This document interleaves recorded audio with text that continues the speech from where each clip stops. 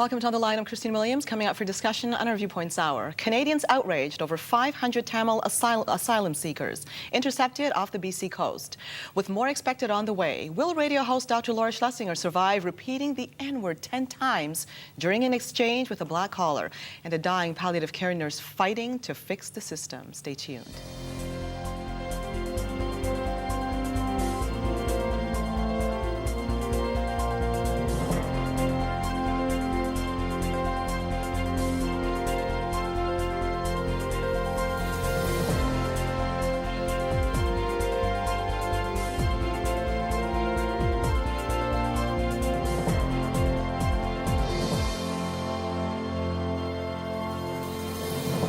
And these are the issues we're presenting today to our Viewpoints guests for commentary. Ottawa in a dilemma and Canadians outraged. A Tamil migrant ship carrying nearly 500 illegals was intercepted off the BC coast. Public Safety Minister Vic Toes warns it's part of a human smuggling operation, fearing more shiploads are on the way. Controversial American radio host Dr. Laura Schlesinger used the N-word 10 times during an exchange with a black collar. Question being raised, will she go the way of Don Imus? And a dying Ontario palliative care nurse is not only fighting for his life with Parkinson's, he's fighting to see changes in the system. Now let's meet our Viewpoints guests. Paul McKeever is leader of the Freedom Party of Ontario, and Vernal Benton is a motivational speaker and author. And you, the viewer, are our third guest. Feel free to call in at any time with any of your comments about any one of the subject matters we're addressing today. Now take a look at the first, and it is creating outrage. Take a look on your screen. The title: Tamil migrant ship is a test, Toe says, and more boats are on the way. This poses a dilemma for Canada on many fronts. I gave you an idea already that you've got the ship, 500 on board, but the thing is, and we're going to be discussing it more at length shortly, but off the top here, these are people that, again, they could have terrorist links. That's one concern. Another concern is this: once a ship like that turns up here at our border, so to speak, we're obligated to look after them. Now, these 500 are going to be fingerprinted. They're going to be checked out based on what we think of their history as Tamil Tigers. We're thinking so. This is a major concern here, that they could belong to terrorist groups. But even more importantly, there are suspicions that it's really part of a larger plan, that there's a smuggling ring involved here. And Vic Toes suggested for some reason that there could be 2 more ships on the way. Not only is this an expensive venture, but you're looking at it from the point of view of who's coming into our country and who's going to follow these people down the road. What's going to be the price tag to that? And this is what we're discussing here, because according to this article, there's plenty of outrage. People saying, well, why are we doing this here in Canada? But then again, you're coming from a legal background as well. What are our options? I'm going to start with you on this one, Paul. Well, I think the major concern is that these people on the boat do not seem to fit into the category of refugee. My understanding is that the boats were originally heading to Australia, but Australia having a more intolerant view toward, or maybe a stricter view toward abuses of their immigration system, the boat changed direction and came to Canada, thinking we were an easier target. So I think that's probably one of the reasons that Vic Toes is looking at, what's going on here under the surface. I think, though, that the concern that Canadians raise, I mean, hundreds of people come into the country all the time, quite legitimately. It's not a question of immigration, of people coming to our shores. But what raises, I think, people's concern is not that people coming over are trouble, but that more people equals more strain on resources. Yes. And that's only an issue because we've chosen a collectivist system. And I don't think we should have, but what it breeds is a hatred of anyone who puts more strain on the system. And I think, therefore, that as long as we have socialized healthcare, socialized schools, socialized where everyone's paying into a taxpayer pot, there are going to be resentments about anybody who comes and puts more strain on it. And the unfortunate thing when everyone comes in a boat is they maybe all look the same, they maybe all come from the same country, and then there's this resentment toward that people who look like that or that country. And I think that resentment is something that we are guilty of producing because of our social systems. Okay, Vernal, your thoughts on this? Well said. I think from a community and social service background, there's a lot of things that we need to understand. As you said quite well, I think too often people say that they're coming to apply to Canada as a refugee claimant, and they don't truly understand what that really entails, because everybody seems to want to use that as a reason to want to stay in the country. But I think just before that happens is we have to analyze, why are people wanting to come to Canada? I mean, there are so many options that Canada gives freely. Unlike America, when they look at the social services sector, people are getting food stamps. And so everybody knows when you're going to the stores, your social background, and they know economically in your class in regards with your income set. But in Canada, people on social services, especially here in Toronto or in the Toronto area, they have the money and they're entitled to do whatever they want to do. So I think what happens is, from an immigration perspective, there's a lot of great things that people promote Canada from their countries and coming in here and saying, you know what, if they come to Canada, they're going to get all these free things and they're less lenient and you can file as a refugee claimant and there's more opportunities because they'll give you a place to stay, there's shelters. So I think let's look at the reasons why they're coming here, and then when they actually are applying for that status of refugee claimant, we have to understand we don't know what they're linked to. So they very well could be linked with terrorists or any other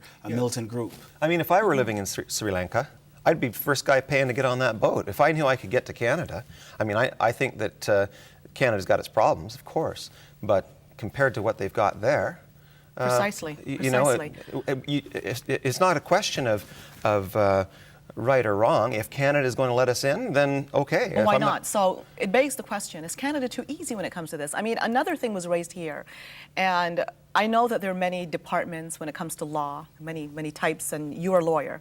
So I'm not asking you to be an expert in everything here, including immigration law, but one thing was brought out in this article, that there apparently has been questions. If these people were intercepted on the high seas, would that have made Canada obligated? Now, according to what Vic Toes is saying, yes, Canada is still obligated, because if we officially end up boarding any other type of a ship, then of course that puts us, what he's saying, to be obliged to these people. And the concern being raised here, and that's why many Canadians are outraged, is there are 2 more expected to be on the way. Now, did he just pull that number out of a hat? Hardly. There must be a reason why he's warning that there are 2 more on the way. Yeah. Well, but care could mean, you know, escorting the boat right back to where it came from. If they think this is a criminal act, that someone's engaging in crimes against Canadians or against the people on the boat, we have a Navy. If we can intercept them, we can turn them back and escort them safely and humanely back to where the boat originally was sent from. But, you know, there's another angle here, and that is, what about all of the people currently sitting in other countries around the world, waiting for their paperwork to be processed in Canada? Jumping the queue here. Jumping the queue, and it's straightforward. You have to keep in mind, Sri Lanka is not the Congo. I mean, Sri Lanka is a Commonwealth country. It's a democratic country. It doesn't have a civil war ongoing right now.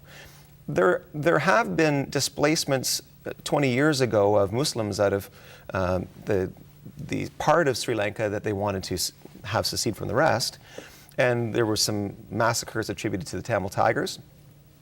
I don't know to what extent, now that the civil war is over and there's some report of some Muslims choosing to go back into the disputed territory and finding some,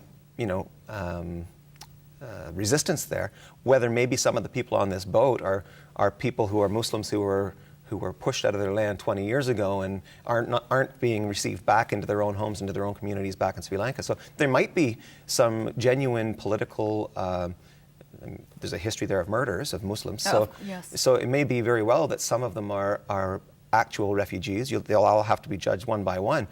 But I just find it hard to believe. And there is a threat posed, make no mistake. I mean, these are Tamils here, and we don't want to label all of them. Yeah. But the bottom line is, according to this article and according to how they're being processed, they're being taken to the jails to be fingerprinted. Yeah. There's a lot that's embedded in this article that is not being said overtly. And according to the Mackenzie Institute, the Tamil Tigers do pose a major security threat to our country. So here we are in a dilemma, and what does Toes do? I mean, you can't blame the guy. This could also be a political hot potato. He's pleading to allies to help out in this situation.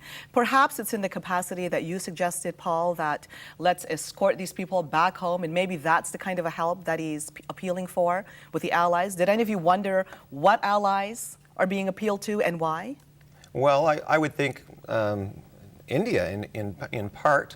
My understanding is that there were places in India that the people could have been received. So that's what sort of suggests this isn't just about being safe. This is about a better economic zone than I'm living in. Yes. And that is not, of course that's why you want to leave a country, because life is better elsewhere. But that doesn't mean that you have an excuse for jumping the queue, as it were. You got a good point. Now, jumping the queue is obviously a major factor here. And the question is, Canada is a good country, a helpful country, known to open its doors to those in need.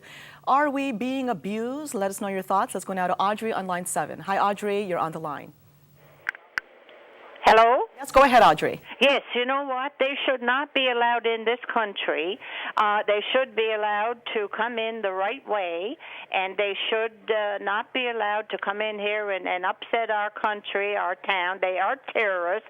The country knows that, and why are they catering to those people when we have so many children here that needs attention, that are hungry, and some of our money and my taxpayers' dollars are going to support those people?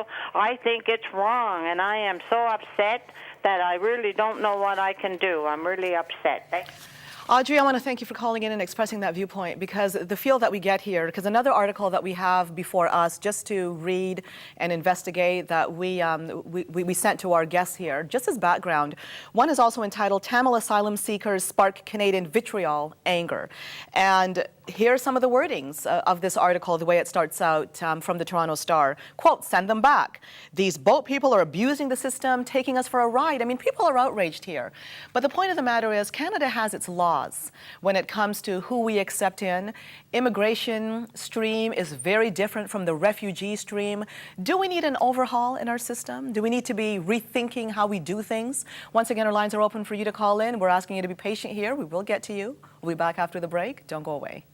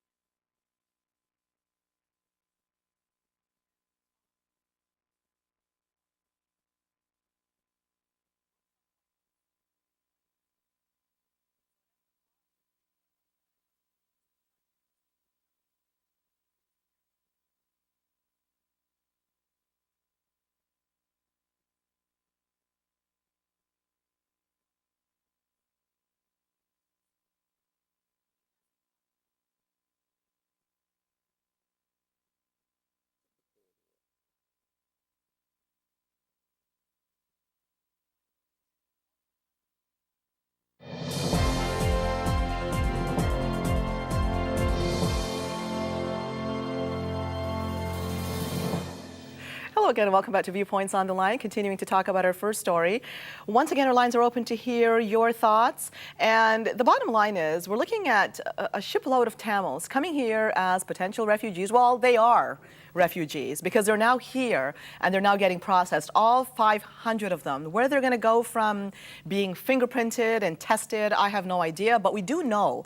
And I'm not trying to raise anger against refugees. We have been a sympathetic country over the years, but I do agree with our caller here that we need to be careful who we're letting in this country, because the bottom line is, like everybody, we're in the middle of an economic recession, like anybody. We're doing better compared to a lot of other nations, but everybody knows our medical system is cash-strapped. When refugees come here, they get automatic medical, basically free everything. And based on our first caller here and the concerns that were expressed, what does Canada do based on what our laws are on people showing up at our front door? What are we to do? Well, I think there's two things. One, of course, you have to be careful about who comes in, although the general rule should be anybody who wants to come can. That's how it has been. Yeah, and that's fine with me. To my mind, it's not, I don't care what you look like, but the one thing that does concern me about policy is we don't care enough about what people think like. And so, for example, during the Cold War, I wouldn't want KGB agents from Russia to be given voting rights in Canada. And likewise, if we're currently at war with theocracy in the Middle East, I think that if you're you haven't committed a crime necessarily, but if you say, oh no, I think that democracy is evil, well, I don't think that that's a candidate for Canadian citizenship. That's my own view. But apart from that, the system that's broken is not so much the immigration system, but as I was saying earlier, the healthcare system. We cannot make no system in which everyone pays in and then we ration out healthcare.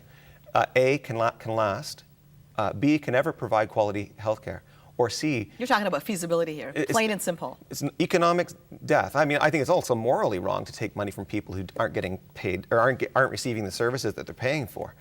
But even as a matter of economics, it's not sustainable, and as the population of people that come in who aren't putting money into the system increases, there's going to be both pressure on the system to make smaller rations for everyone, and there's going to be huge racist resentment. Huge. It's wrong, and I think we've got to rethink socialized healthcare. Bruno? But I think that that's always been the case. I think Whiteback, from when Pierre Trudeau brought all these newcomers or immigrants to this country, I think it was trying to open up a floodgate of increasing population. So, I mean, with every good, there's also a bad. And I think what happens is, in this case, they're trying to look about increasing potentially candidates to come into the country. The only problem is, what are they bringing into the country? But that, to me, that is the huge factor here. That is a huge factor. It's no secret that Canada is dependent on immigration. But immigration is one thing. Hardworking people coming into the country is another.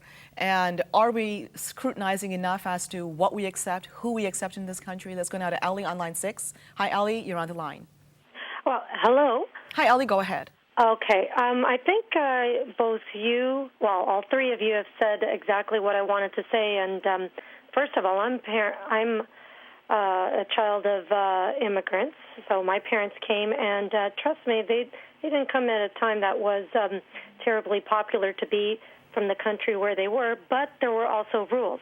What really upsets me is that we are accepting and they're not immigrants. They just completely interloped right there and just jumped queue, as you said, and now they're taking our resources without having contributed. We don't know if they will be contributing at all or not, and especially at this time when it's a very uncertain economic times.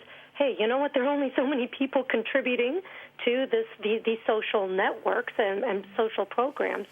It gets me a little concerned, and especially it will be setting precedent for, as you said, are there 2, are there 3, are there 4? I don't know how many more boats are there that could possibly be coming in. And then can Canada say, well, no, we won't accept you? Ellie, you got a great point there. And for the record, we're glad you called in. It doesn't matter if you guys calling in agree with us. It doesn't matter if you disagree with us. It's very important to hear your point of view because we also consider you a guest, an important part to our show. You bring up some great points, Ellie, because the bottom line is we really don't know how many ships could be coming into this country. Another thing is, no matter what country you're from, you're going to be keeping a close eye open on what Canada does here to see if it may be lucrative for you to pull the same stunt. And to me, that is a major concern as well. Where does Canada draw the line here? Because there doesn't seem to be a system in place to be able to draw the line? Yeah, I think you draw the line at making sure. I mean, the unfortunate thing when so many people come over all at once is that you can't just say across the board, nobody on there is a refugee. And so you end up having to go through a quite laborious process of, in this case, it's going to be potentially thousands of people will have to have their cases reviewed one by one. And certainly if there are people there who are refugees, maybe they do get to jump the queue in that sense, because if they go back, they're going to be murdered and et cetera. But I think it's highly doubtful that, boatloads, coordinated boatloads of people, hundreds of people, manage to get onto a boat and come without the state knowing somehow, without being mowed down by the potential murderers or abusers. I find it hard to believe that this is a boat of refugees rather than just a boat of people who choose for economic or other maybe religious freedom reasons to go to Canada instead of staying where they are. Yes, yes. I think we'd have to actually redefine what a refugee claimant should be. The criteria the game has changed, so they have to reevaluate what that means. That's a great point. That seems to be the only way to be able to tackle because this. Too many people and the other are question asking is, for that and this is where the question gets really tough here, and it becomes a political hotball. We have the potential of looking cold in the process, but here's the fact here. Canada has always been a kind country, and I love Canada. From that point of view, it's fantastic. But we are strained economically. Our medical resources are thinning. When you look at the global needs, and I'm talking in a lot of countries here, most countries I would say globally, when you look at what's going on in all across the continent of Africa, when you look at the continent of Asia, when you look at the world's poor across the board, you look at the oppression, the killings, is there a point where we start to say, well, there's only so much that we could accommodate? I'm not offering an answer here because frankly, I don't know where that line would be. But based on that point alone, now with the Tamils, we have an added problem with the problem of terrorism. But even based on the refugee issue, do we need to draw lines here?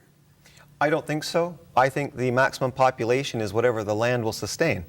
The only question to my mind is making sure that in the process we maintain a democratic Canada and that the people who come are, like every other immigrant in Canada's history, are prepared to pay for what it is and earn what it is that they consume. But you also believe, though, that people coming into this country, even as refugees, shouldn't be getting any freebies whatsoever?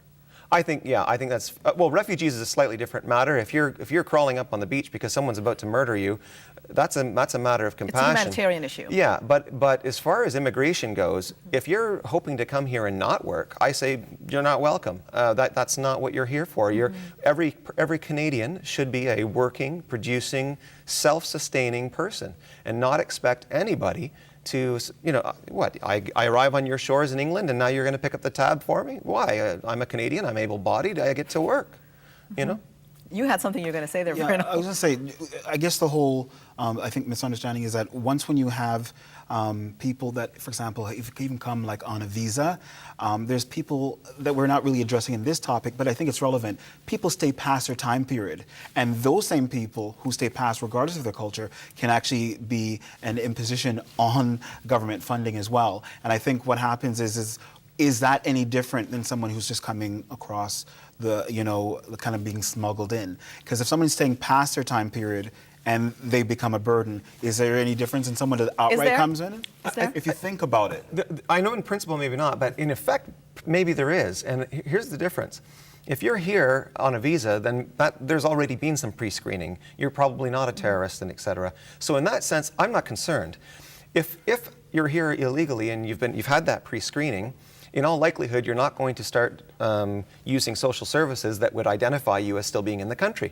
And if that's the case, then effectively you're a private sector, personally responsible, self-sustaining member of society, and I welcome you. I mean, clearly I think it's not fair to the people waiting in line, but if you're not using if you're not relying upon Canadians to support you, you're self-supporting, and you're doing agricultural work or construction, great. Vernal, you got something to say big time there. Yeah, but the problem is that once you go through the screening process and you're here legally, then how do we know what people end up doing to sustain a livelihood? It could actually then be other illegal activities, whether it is further trafficking or it could be doing just other illegal acts to sustain their livelihood. Because it's one thing to present something in as pre-screening for your immigration status to qualify you as being someone who has the money. It's the next thing for you actually to be here and actually sustain yourself. And I think that that's, it's not really addressed in what you're saying. Yeah, I'm not saying that the law should be changed so that you can stay here illegally after having a visa, but I'm just saying, in terms of what I'm upset about, that's not the person I'm concerned about. The person I'm concerned about is the person who intentionally says, The takers. The yeah, takers. I'm a consumer, not a giver, and that's why I'm going to Canada. I say, no, stay where you are. Let's go down to Yasmin on line 6. Hello, Yasmin. You're on the line. Hi, Christine. I just switched on the TV. I hope this is about this boat coming in with... Yes, it is. You've got it. Okay. I am a Tamil, and we came as immigrants years ago, so I do... I do know what the whole thing is about. So I belong to the same race. I'm not of the opposite race. But we are totally against these people coming in. How come they jump into a boat like this, no matter what the conditions are there? There are so many countries around the world who have warfare, and there are refugee camps, and etc., etc. But they don't take it for granted and jump into a boat, into a plane, and come in because they know that Canada will do whatever. The other point is, how do we know that they will contribute to society? Because we know personally so many here, they do not go out to work. They sit at home and they are getting this welfare, whatever it's called, and they live a comfortable life. And all of us, we run to work, we sweat it out, and that's what it's supposed to be. Yasmin, I'm glad you called in. So glad you called in. First of all, you are of the Tamil race. You make something very clear that obviously you are a hard-working Canadian, and it's people like you that you need to keep on speaking up. We talked about this early in the program. If you just tuned in, you would have missed it, that there was a concern raised that when you see people like this coming aboard and committing these types of acts, belonging to some smuggling ring, taking advantage of a country, it ends up breeding racism, all kinds of forms of racism. When people like you speak up against that injustice, it allows other Canadians to know that, you know what, not all Tamils are the same. I applaud you for that. Thank you. Let's go now to Kathy on line 8. Hi, Kathy. You're on the line. Hi, Christine. You know about refugees. I could call the Hungarians who came here from refugee camp refugees, because in 1956, Canada said, okay, we are going to, let's say, accept 2,000 Hungarians from the refugee camp. The phone line there, Kathy. I'll tell you. Oh, Kathy, are you there? These guys, No, did I hear correctly? Kathy, I want to thank you for your call. I'm going to ask you to try to call in. What I'm going to do now, though, is that I'm going to go for a break. I'm asking you to be patient on the phone lines. As soon after the break, we're going to get straight back to you, so don't go away.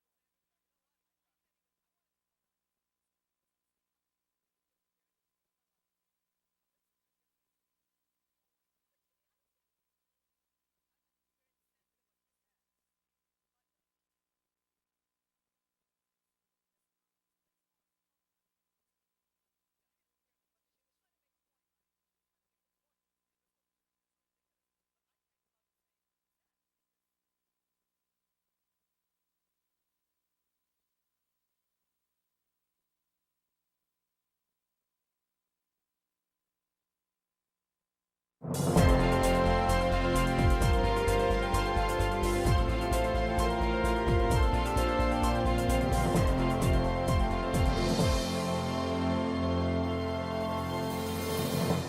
again and welcome back to Viewpoints on the Line. We're going on to our second subject matter now, and once again our lines are open. If you want to talk about the first topic, join us for the second, you're free to do so. Take a look at it on your screen, entitled, Will Dr. Laura Schlesinger Survive Her Racial Rant? Now, this made headlines everywhere. Basically, any newscast coming out of the States, and even some here in Canada, feature this. The bottom line is Dr. Laura Schlesinger is a known counselor. She used to be on the Canadian airwaves. She's controversial. I mean, that's how she's made her business. If you're going to call Laura Schlesinger for help, she's going to tell you it from her point of view, no matter how shocking, no matter how it is. That's the kind of a woman she is. In fact, when she was on the Canadian Airways and she ended up diminishing her role in the broadcast circles for a while, it was because she ruffled the feathers of the gay community. Lost advertisers in the process, lost a lot of her following from that point of view in terms of the advertising. And here she is now. She was on the phone talking to an Afro-American lady that was asking the question, because she's married to a white person, that certain offensive words were used by the guy's family and how should she handle this. Well, Laura Schlesinger got a little bit politically incorrect, shall we say?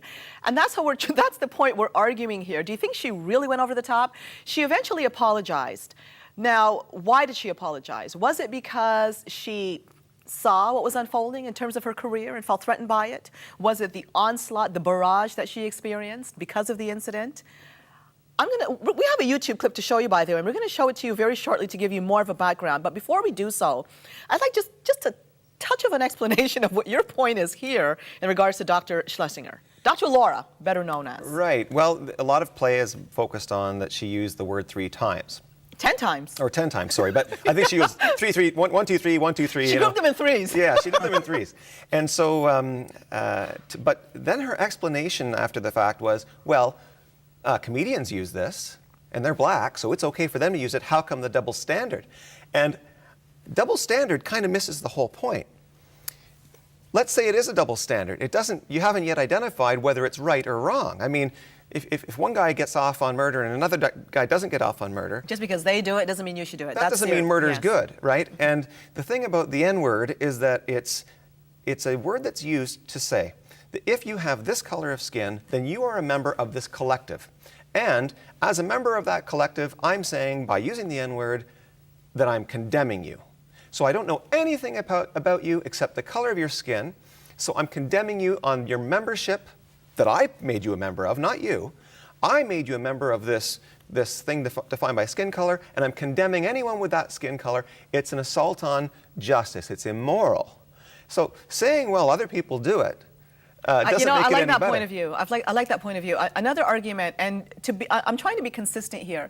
We've discussed on the line many political scenarios, and for those who love Canada, they don't want to see, again, that first topic that we discussed. I've heard people say, well, if you go into their country, what they would do to you if you came in to try to give your point.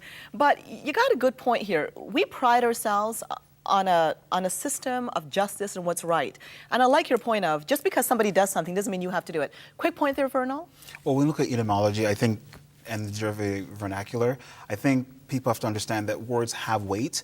In terms of being politically correct, the whole premise is that you want to basically say things to people without offending. That's the true essence and the epitome of what it means to be politically correct. When you're using words that are very controversial and it's very derogatory, very slanderous, you have to be very careful either way. And yes, people argue that there's, for example, in certain type of music, like rap music or hip hop, that they use stuff like that. I don't think that because people use it, it should be justifiable. So I think that even though someone may have a premise of why they're using it, I think that the whole goal should be political correctness in terms of not trying to offend people, and that's any derogatory, words that come out. You got a point though. You got a point though about the rappers that use this word, and I'm just going to give you. You may not agree with me, but I'm going to give this as food for thought. All of us as parents in the family might have gotten angry at times and tell our children things like, "Why do you have to be so lazy?" and whatever, okay? And we never condone that, but it happens sometimes. Now, to call your child out in public, why do you have to be so lazy and chastise your child in front of the child's class. After that, would you expect that child to get the needed and deserved respect from other classmates? That's the comparison I'm making when you look at these rappers who use the N-word. I can't say it's the same thing if a white person, for example, uses it, because it's seen as very offensive given a very real history here of racism and slavery and so forth. But why would members of the black community do that? Why would they put down members of their own race by using that word and expect that there's going to be a respect to follow? Now, just a little bit of food for thought to stir up the pot a little bit. We'll hear from our guests in a while, but we've got a YouTube clip for you to see. If you happen to miss that big blow up about Laura Schlesinger, which really turned into a brouhaha, well, you're going to find out what's fueling it now. If that YouTube clip is ready, let's take a look at it now. Radio talk show host Dr. Laura Schlesinger has issued an apology saying she did the wrong thing after repeatedly using a racial slur during an August 10, 2010 on-air discussion with a caller. According to CNN, Schlesinger said the N-word several times during a conversation with an African-American woman with a white husband who called to complain that she was getting fed up with her husband allowing his family and friends to say things that she felt were racist. The woman, who identified herself as Jade, then asked Schlesinger if the N-word was offensive.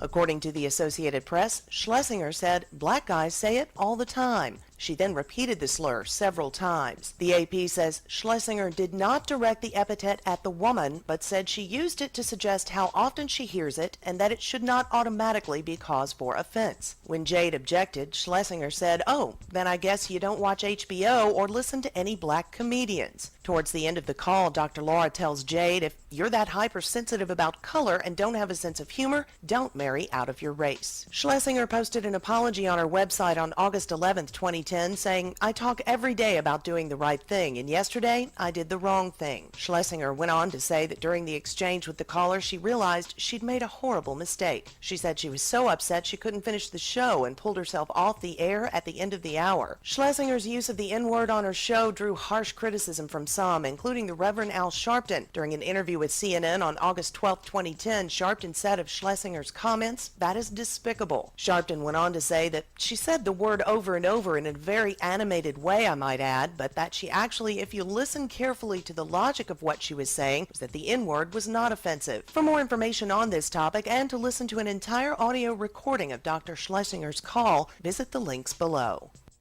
So what do you make of that, folks? Well, just before we went to that clip, you'd said, why would black comedians use this language? I find it equally repulsive, and I think the reason that they use it is to say, believe it or not, we're the in-group. I'm talking to only other black people. And they too are saying, we are a collective defined by the color of our skin. It's wrong. It's morally wrong. Not every person who happens to have black skin thinks that they should be lumped into this category defined by the N-word. It's offensive.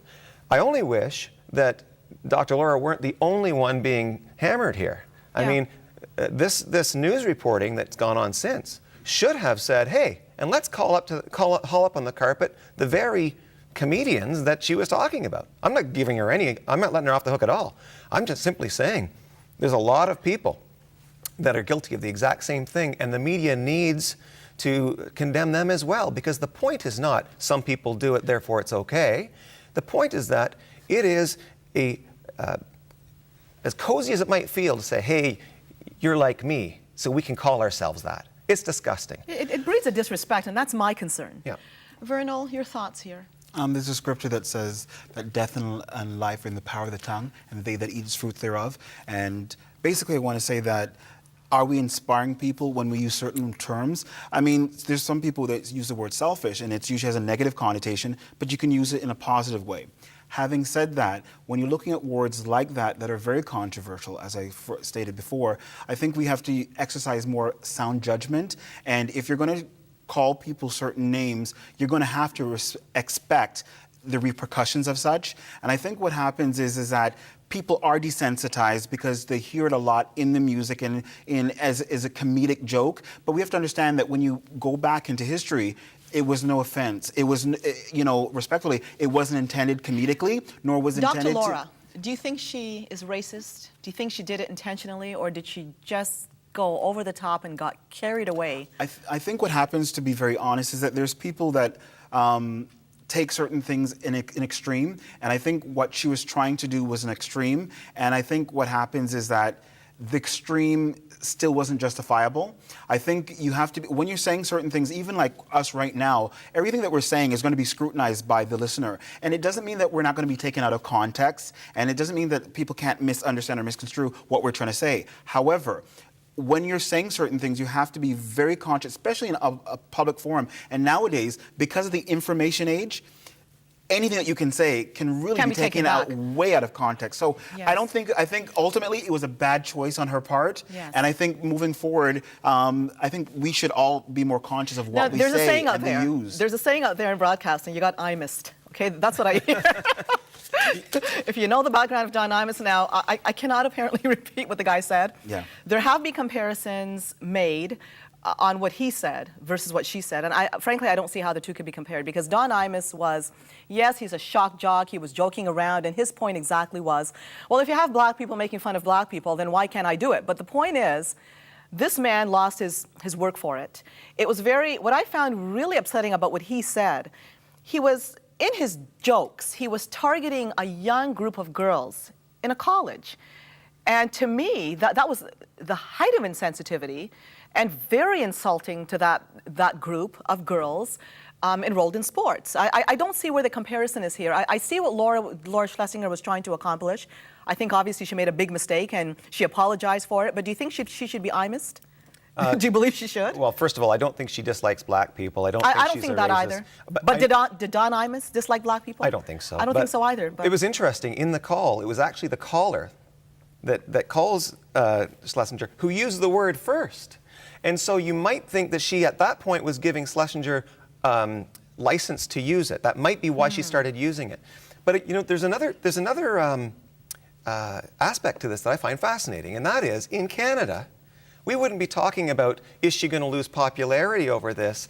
Is this unpopular? Has it come back to haunt her in terms of being morally condemned? We'd be talking about some human rights tribunal fining her, throwing her in jail.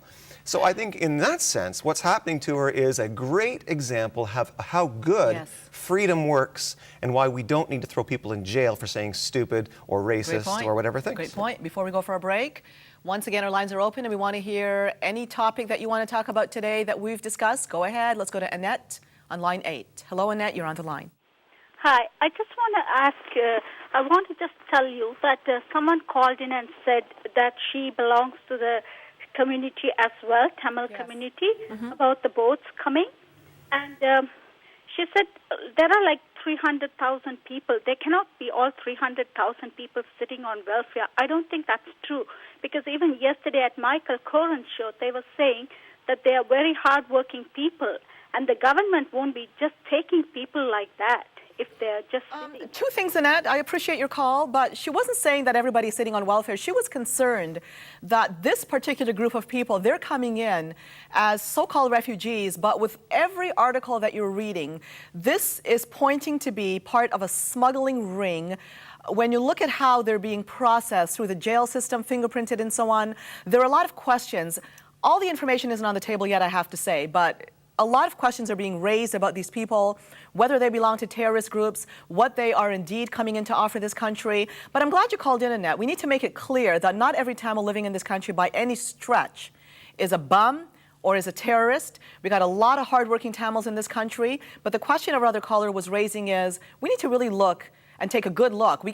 While we cannot assume that every Tamil that comes here is sinister, we cannot assume either that everyone that comes in here is going to be hardworking and a benefit to the country. Thanks for calling in. Fred on line 6. Hi, Fred. You're on the line. Back to the Tamil issue for a minute there. What I haven't heard is that Canadians don't seem to have an offshore policy on this issue. If the Canadian embassy in the countries such as Tamil, where they have a war or a conflict which is going to generate these refugees, we should recognize that Canada has a reputation outside that's going to draw these people to it. Once these folks get on a boat, our hands are tied. We have to deal with it. So let's make sure that we have an identified infrastructure offshore that allows these people to be processed with sponsors and at least have a sympathetic interview. so that these people can be processed properly. And that's you called in. You're being very reasonable about this. We certainly need to have a better system. We're going to go for a break now. We'll return after this. Don't go away.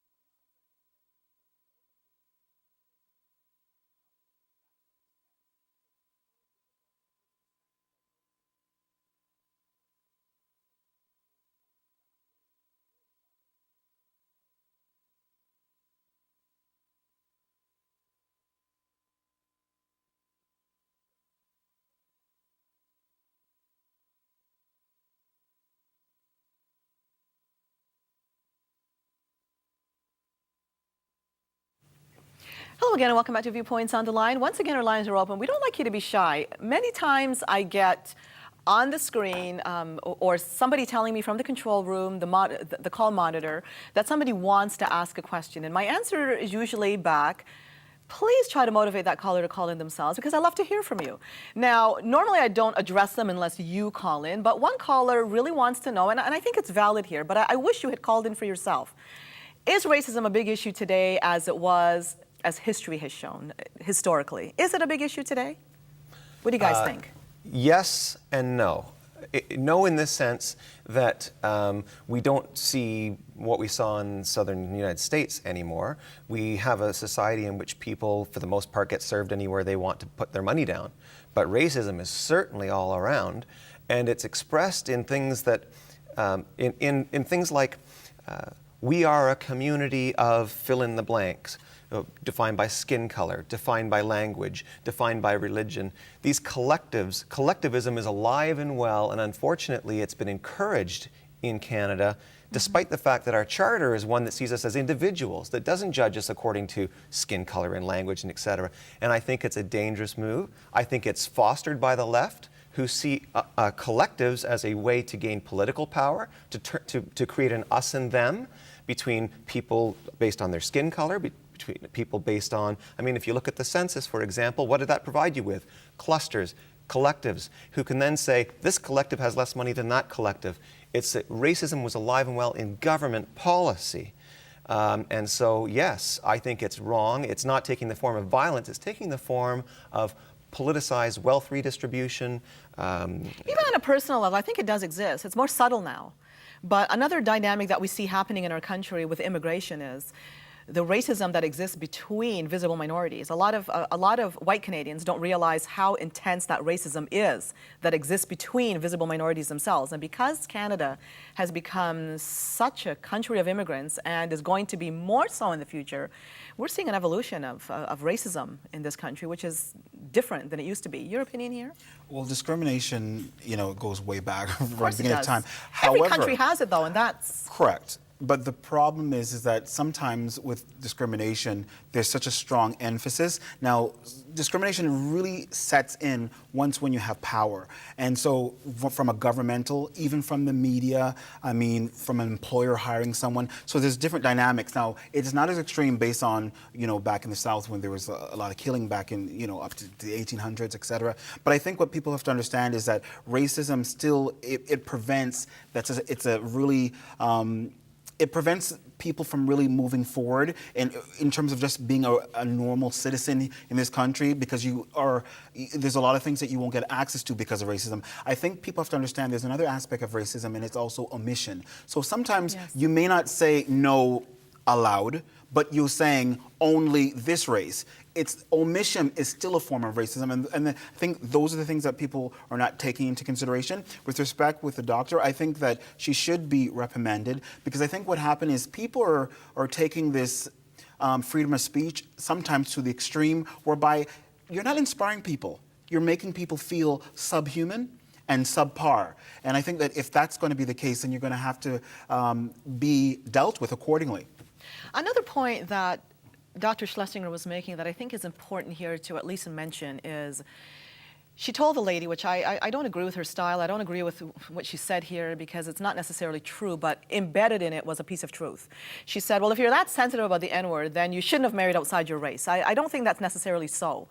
And that's not really accurate within itself. But there's one point that Dr. Schlesinger made.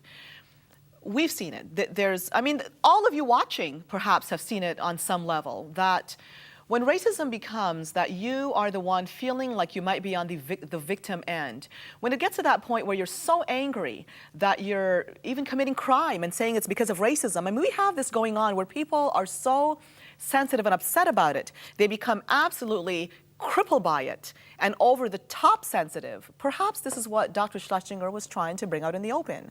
Don't be that sensitive about it. Do you think she had a point?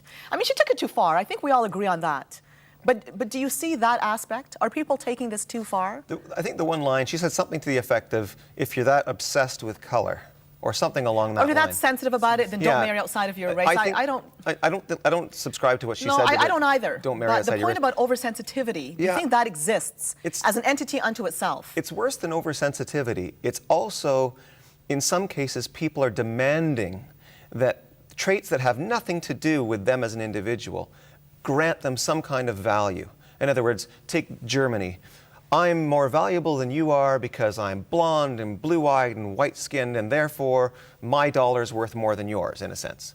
Okay? That, whether you're saying I'm great because of this skin color or this language or this heritage, nationality, what have you, it's all garbage, it's all collectivism. Yes, but don't people need to realize that themselves, not to be oversensitive about it? Wherever you go, racism is going to exist. Discrimination exists. We need to fight it tooth and nail, we agree.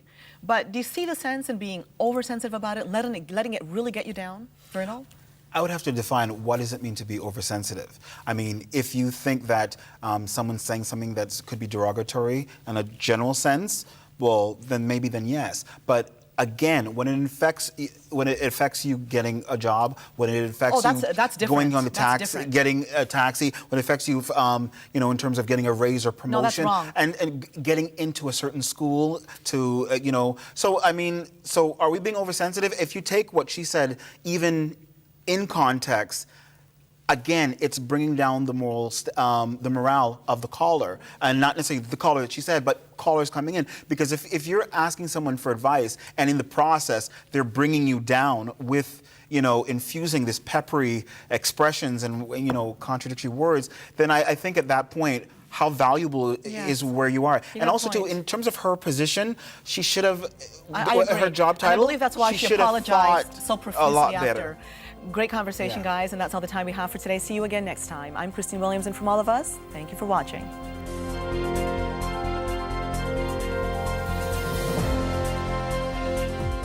If you wish to make a comment or have a question, please send your email to ontheline@ctstv.com.